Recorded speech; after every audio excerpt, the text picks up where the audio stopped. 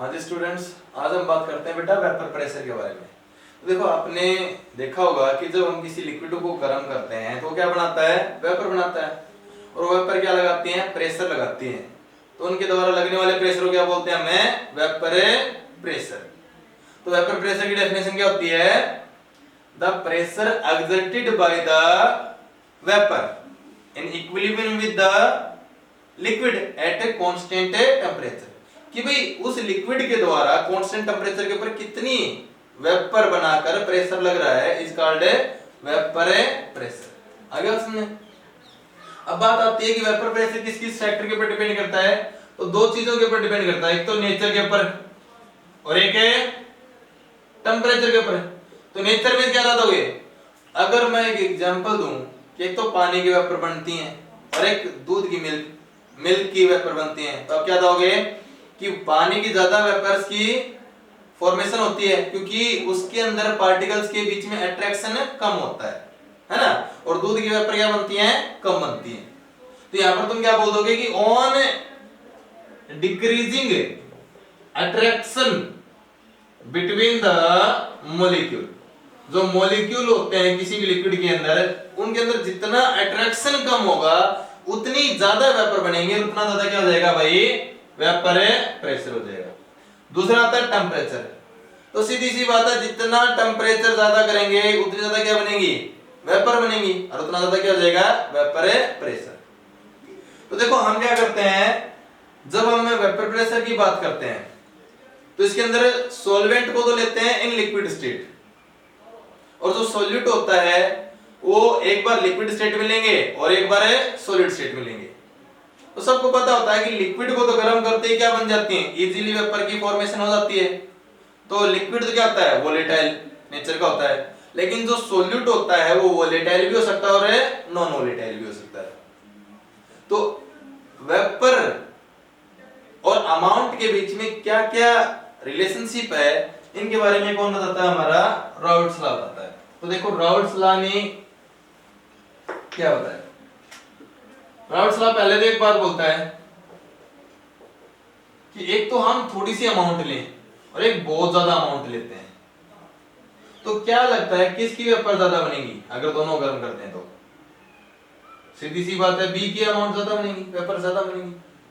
तो एक तो जो प्रेशर होगा बाय लिक्विड वो किसके ऊपर डिपेंड करेगा, एक तो कितना अमाउंट हमने लिक्विड का लिया है, और दूसरी बात सीधी सी बात है, अगर इस लिक्विड के अंदर तुम कुछ ऐड कर देते हो तो इसकी वेपर्स में क्या पड़ता है, इफेक्ट पड़ता है।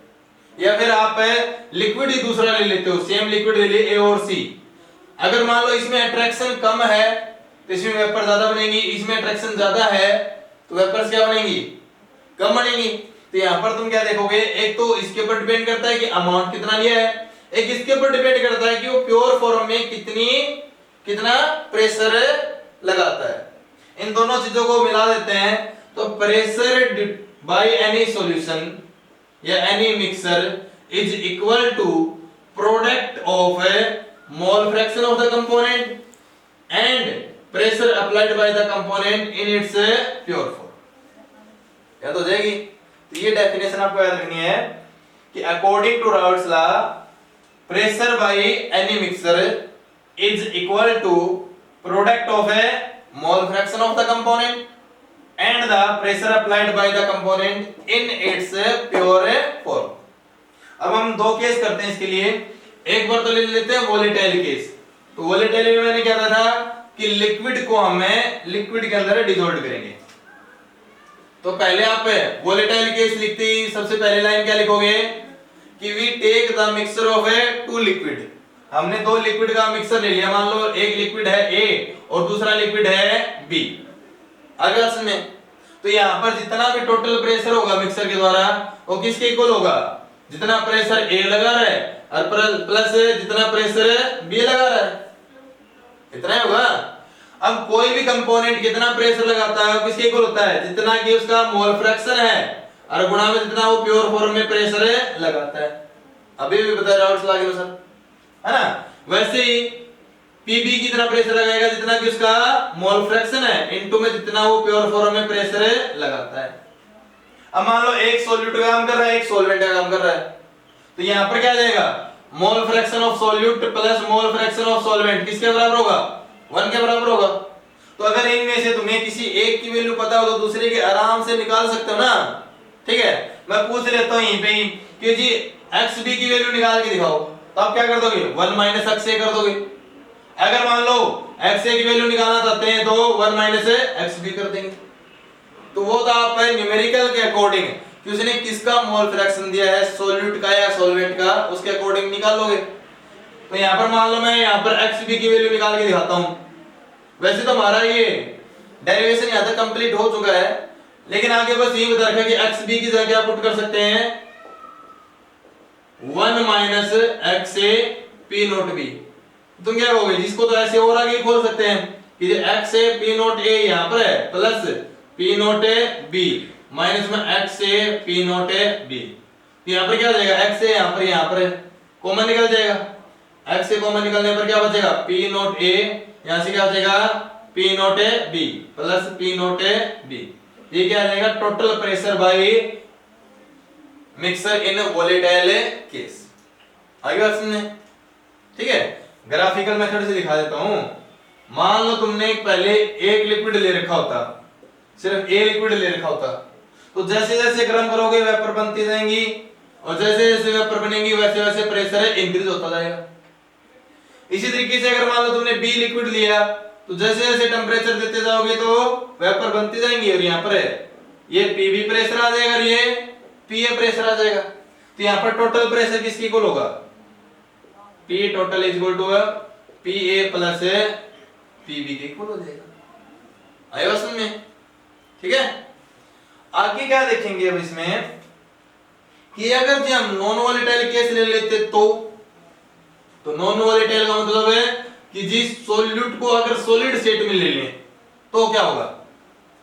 तो देखो हम यहां पर जब जैसे ही नॉन वोलेटाइल केस लिखते हैं तो सबसे पहली लाइन क्या होगी तुम्हें, कि we take a mixture of a solid dissolved in a liquid. अगर मान लो किसी लिक्विड के अंदर सॉलिड डिसॉल्व कर दिया, तो अब इसको तुम गर्म करोगे तो वेपर सिर्फ कौन बनाएगा, सिर्फ लिक्विड बनाएंगी, है ना, क्योंकि सॉलिड तो वेपर में कन्वर्ट होने वाला है नहीं। एग्जांपल ले लो, नमक को हम पानी में डिसॉल्व कर देते हैं तो सिर्फ पानी पानी के वेपर बनेंगे ना। तो यहाँ पर जितना भी टोटल प्रेशर आएगा वो किसके इक्वल होगा, जितना कि सॉल्वेंट प्रेशर लगाता है। अब रावर्ट्स लॉ के अनुसार क्या होगा, कोई भी सॉल्वेंट होता है वो कितना प्रेशर लगाता है, जितना कि उसका मोल फ्रैक्शन है, और मल्टीप्लाई में जितना वो प्योर फॉर्म में प्रेशर एक्सर्ट करता है। अब यहाँ पर क्या देखोगे जी, x2 की वैल्यू क्या हो जाएगी हमारे पास, ये इस तरफ मल्टीप्लाई में इस तरफ जाएगा, क्या हो जाएगा डिवाइड में p टोटल अपॉन में p नॉट s। यहां तक समझाएगा। अब जो मोल fraction of solute plus mole fraction of solvent किसके बराबर होता था, 1 के बराबर होता था। तो यहां पर हमारे पास जो x2 हो जाता है वो किसके इक्वल हो जाता है, 1 माइनस में x1। तो यहां पर इसको ऐसे लिख सकता हूं ना, 1 माइनस में x1। अब ये x1 को उस तरफ ले जाओ, p total upon p not s को इस तरफ ले आओ, क्या हो जाएगा जी, उस तरफ जाके तो x1 प्लस का हो जाएगा, और 1 ये प्लस का इस तरफ आके क्या हो जाएगा माइनस का, p टोटल अपॉन में p नॉट s। यहां से क्या हो जाएगा, x1 is equal to p not s, LCM आ जाएगा p नॉट s माइनस में p टोटल। इसको बोलते हैं relative lowering of a vapour pressure. क्या नाम हो जाएगा भाई इसका, relative lowering of vapour pressure. अब इसका मीनिंग क्या होता है, पहले मीनिंग समझा देता हूं। मान लो तुम्हारे पास दो बीकर हो, दोनों बीकर में सेम लेवल तक पानी ले लिया, दो बीकर ले लिए, दोनों में क्या ले लिया हमने, सेम लेवल तक है पानी। ए में सिर्फ पानी लिया है, बी में पानी प्लस कुछ रेत या सॉलिड चीज ले ली। क्या लगता है किसकी वेपर ज्यादा बनेगी, ए की या बी की। तो तुम देख के बताओगे कि भाई अगर अकेला लिक्विड ले रखा है तो ए की वेपर ज्यादा बनेगी, है ना। अब बी में क्या हो जाएंगी, वेपर कम होगी, मतलब उसका प्रेशर भी क्या हो गया, कम हो गया। आई बात समझ में। तो किसी सॉलिड को या नॉन वोलेटाइल सब्सटेंस को ऐड करने पर वेपर प्रेशर में डिक्रीजमेंट होना is called relative lowering of a vapour pressure. आई बात समझ में। अब कितना वेपर प्रेशर डिक्रीज होगा किसके ऊपर डिपेंड करेगा, अमाउंट ऑफ ए सॉल्यूट के ऊपर डिपेंड करेगा। आई बात समझ में। हाँ, दिमाग में एक क्वेश्चन आ सकता है जी, ये तो देखने से महसूस हो गया कि जी इसकी वेपर ज्यादा बनेगी, लेकिन अगर कोई पूछ ले कि अगर मान लो जी सॉल्यूट डिसॉल्व हो जाए तो डिसॉल्व होने पर ये वेपर प्रेशर को डिक्रीज क्यों कर देता है, तो यहां पर क्या देखोगे, देखो फिर से बनाते हैं एक और डायग्राम। जब हम किसी भी सॉल्यूशन में मतलब वाटर को हीट करते हैं, किसी लिक्विड को गर्म करते हैं, तो जो लिक्विड के पार्टिकल होते हैं वो एनर्जी गेन करके क्या हो जाते हैं, एस्केप हो जाते हैं और वेपर में कन्वर्ट हो जाते हैं। लेकिन जब कोई सॉलिड डिसॉल्व होता है ना, तो डिसॉल्व फॉर्म में क्या हो जाता है, सारे मिक्सर के अंदर इक्वली डिस्ट्रीब्यूटेड हो जाता है, ठीक है। अब यहां पर क्या देखोगे, अब मान लो ये चीजें हीट, ये सॉलिड पार्टिकल है और ये क्या है, लिक्विड के पार्टिकल है। अब जैसे तुम हीट करोगे तो ये जो सरफेस के ऊपर जो पार्टिकल है वो नीचे वाले पार्टिकल को एस्केप नहीं होने देंगे ना, कहने का मतलब एक रुकावट सी पैदा कर दी उन्होंने। अब यहां पर ये पार्टिकल अगर वेपर के फॉर्म में कन्वर्ट होना चाहते हैं तो इनको और ज्यादा एनर्जी की रिक्वायरमेंट पड़ेगी।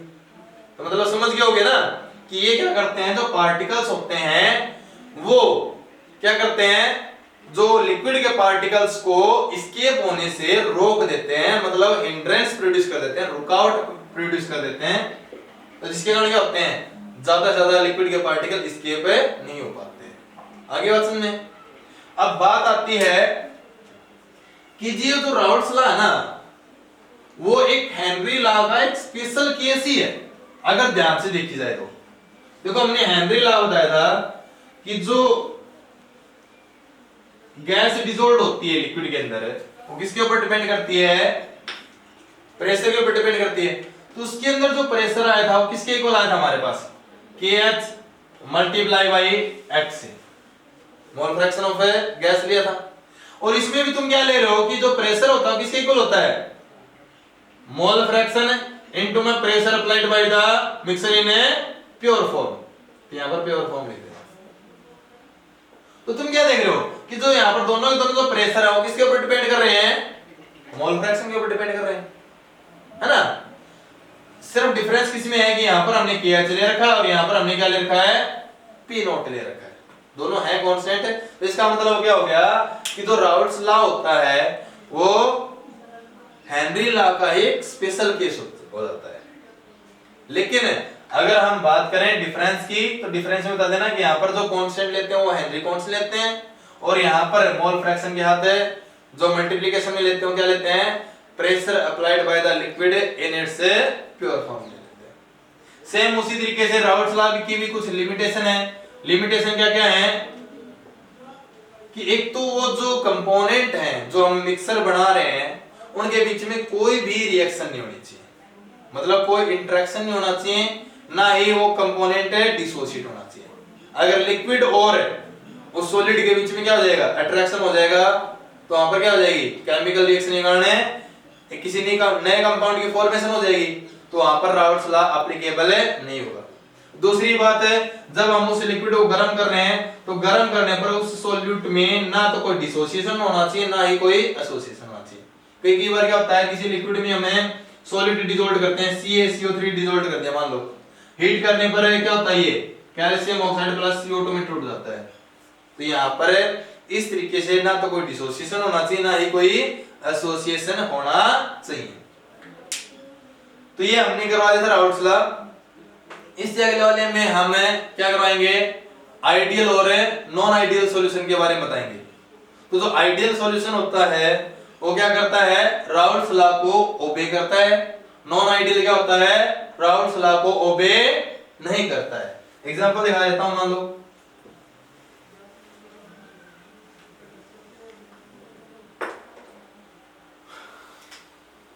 आइडियल सॉल्यूशन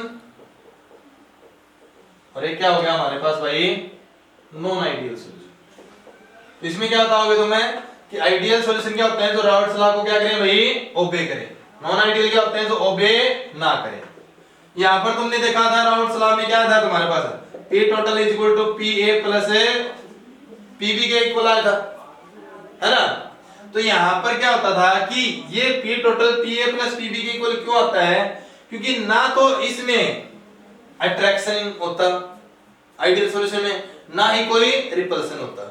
मतलब जितना इंटरेक्शन, हम मान लो हम दो लिक्विड ले लेते हैं ए और बी, जितना इंटरेक्शन ए के बीच में था और जितना इंटरेक्शन बी के बीच में था ना, उतना ही इंटरेक्शन ए बी के बीच में रहता है।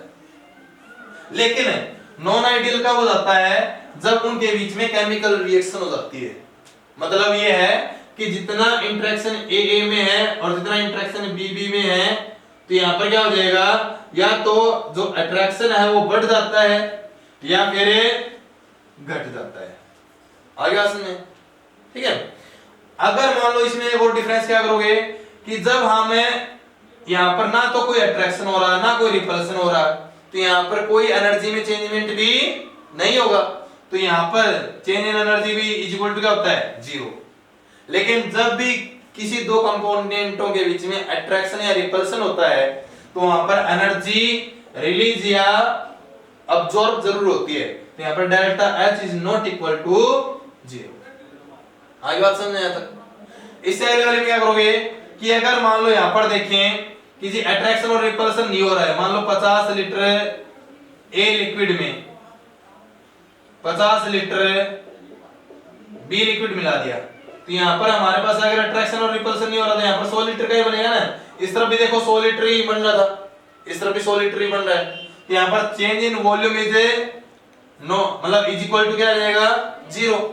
लेकिन अगर मान लो इनके पार्टिकल्स के बीच में अट्रैक्शन हो जाए, तो पार्टिकल्स क्या आ जाएंगे, पास पास आ जाएंगे ना, पास पास आ जाएंगे तो जो वॉल्यूम होगा वो 100 से क्या आ जाएगा, कम हो जाएगा। तो यहां पर डेल्टा या v is not equal to zero. आगे बात में, तो एक तो ये चीज करवानी थी, लेकिन अगली वाली वीडियो में हम इसको थोड़ा सा नॉन आइडियल को थोड़ा सा खोल के बताते हैं, ब्रीफली एक्सप्लेन करते हैं कि जब अट्रैक्शन ज्यादा होता है तो क्या इफेक्ट पड़ेगा और जब अट्रैक्शन कम होता है तो क्या इफेक्ट पड़ेगा, विद देयर एग्जांपल। ठीक है।